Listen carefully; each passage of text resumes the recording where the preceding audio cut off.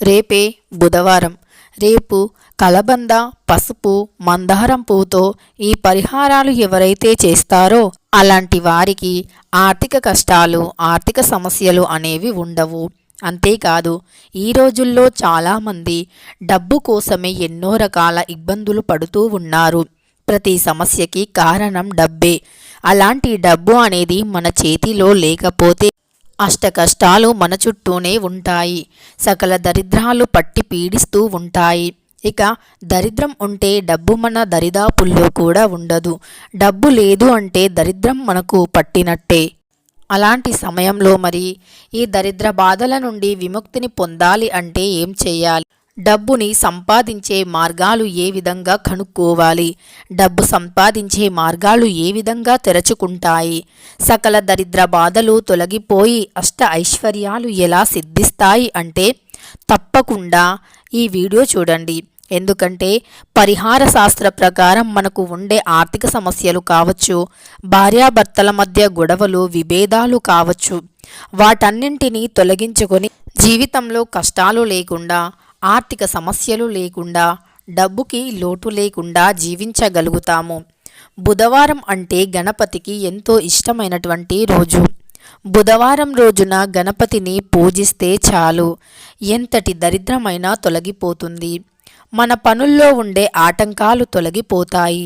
సమస్త పాపాలు తొలగిపోయి సకల దరిద్రాలు కూడా తొలగిపోయి అష్ట ఐశ్వర్యాలు సిద్ధిస్తాయి.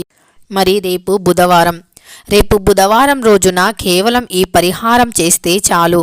ఇక డబ్బుకి ఎలాంటి లోటు అనేది ఉండదు. ఇక అంతేకాదు, డబ్బు అనేది ఏదో ఒక రూపంలో వస్తూనే ఉంటుంది. అంతేకాదు, డబ్బుని సంపాదించే మార్గాలు తెరుచుకుంటాయి.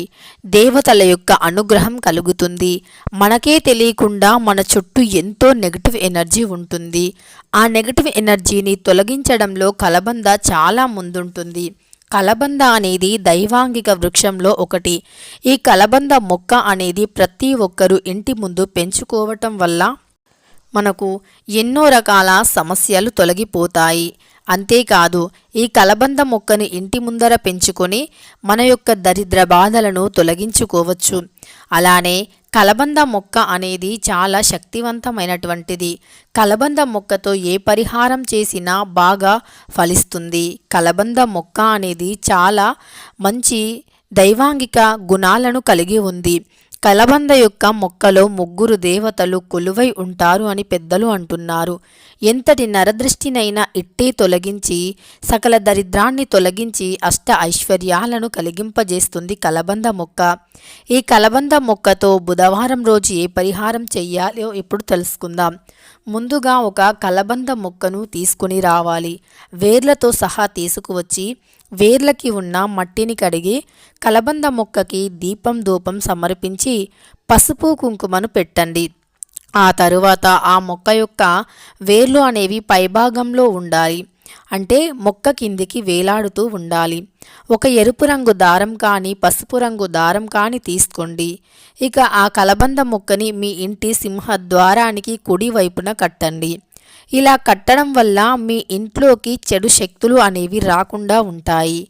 ఇక కలబంద మొక్క ఎలాంటి నీరు లేకపోయినా కేవలం గాలితోనే 6 నెలల పాటు జీవిస్తుంది.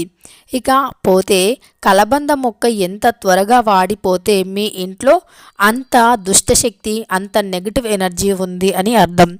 కాబట్టి ఈ విధంగా కూడా మన ఇంట్లో ఎంత చెడు ఉంది అనేది తెలుసుకోవచ్చు. ఇక కలబంద మొక్కను ఈ విధంగా గుమ్మానికి కట్టడం వల్ల ఇంట్లోకి చెడు శక్తులు రాకపోగా దైవశక్తి అనుగ్రహంతో మనపై ఉన్న చెడు, మన ఇంటిపై ఉన్న నరదృష్టి, అంతేకాదు మన ఇంట్లో ఉండే వ్యక్తులపై ఉండే నరదృష్టి కూడా తొలగిపోతుంది. అలా దృష్టి దోషాలన్నీ తొలగిపోయి సకల ఐశ్వర్యాలు కలుగుతాయి. పాపాల నుండి విముక్తిని కూడా పొందుతారు. సర్వ పాపాలు నివారించి సకల దుఃఖాల నుండి బయటపడతాము. ఈ కలబంద అనేది అంతటి శక్తివంతమైనటువంటిది. కలబందలో ఎన్నో రకాల ఔషధ గుణాలు కూడా దాగి ఉన్నవి. కలబందలో ఉండే గుజ్జు అనేది మన శరీరంలో ఉండే వేడిని తొలగిస్తుంది. తద్వారా గర్భాశయానికి ఉన్న చెడు, చిన్న చిన్న పుండ్లు వంటివి, ఇంకా ఇతర చిన్న చిన్న గర్భాశయానికి సంబంధించిన చెడు దుష్ప్రభావాలను కూడా తొలగిస్తుంది. అంటే ఏదైనా గాయాలు, పుండ్లు, గర్భసంచికి గడ్డలు వంటివి కూడా తొలగించి వారి సంతానం కలగలేని వారికి సంతాన యోగం కూడా కలుగుతుంది. ఈ విధంగా కలబంద అనేది శరీరానికి మేలు చేస్తుంది, ఆరోగ్యానికి మేలు చేస్తుంది, దృష్టి దోషాన్ని తొలగిస్తుంది, పనిలో నైపుణ్యాన్ని, శక్తిని పెంచుతుంది, యాక్టివ్గా ఉండేలాగా చేస్తుంది, నరదృష్టిని మొత్తం లాగించేసి మనకి దైవశక్తి అనుగ్రహాన్ని కలిగింపజేస్తుంది కలబంద.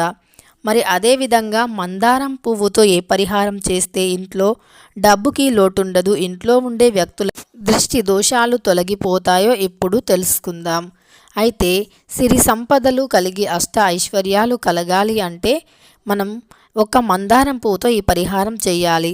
అలానే రేపు బుధవారం రోజున గరిక, గన్నేరు పువ్వులు, మందారం పుష్పాన్ని గణపతికి సమర్పిస్తే పనుల్లో ఆటంకాలు, అడ్డంకులు అన్నీ తొలగిపోయి నిర్విఘ్నంగా పనులు పూర్తవుతాయి.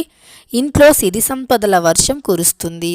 అంతేకాదు లక్ష్మీదేవి కటాక్షం, కుబేరస్వామి యొక్క కటాక్షం కూడా కలుగుతుంది. మరి ఏ రకమైనటువంటి పరిహారం చేయాలి? ఈ మందారం పువ్వు పసుపుతో ఎలా పరిహారం చేయాలి అంటే ముందుగా ఒక గాజు బౌల్లో నీటిని తీసుకొని అందులో పసుపుని కలపండి. అందులోనే ఒక ఎర్రని మందారం పుష్పాన్ని వేయండి. ఆ తరువాత ఆ నీటితో తూర్పు వైపు నిలబడి దృష్టిని తీసుకోండి. లేదా మీ ఇంట్లో ఎవరైనా పెద్దవాళ్ళు ఉంటే వాళ్ళతో దృష్టిని తీయించుకోండి. ఈ విధంగా చేసి ఆ నీటిని ఎవ్వరూ తొక్కని ఒక ప్రదేశంలో కానీ పారే నీటిలో కానీ పొయ్యండి. ఇలా చేస్తే గనక మీపై ఉన్న దుష్టశక్తి, మీ ఇంట్లో ఉన్న చెడు శక్తి, నెగిటివ్ ఎనర్జీ, నరదృష్టి వంటివి తొలగిపోతాయి. లక్ష్మీదేవి అనుగ్రహం, వినాయకుని యొక్క అనుగ్రహంతో సంపద మీ వెంటే ఉంటుంది. పనుల్లో ఉన్న ఆటంకాలు తొలగిపోతాయి.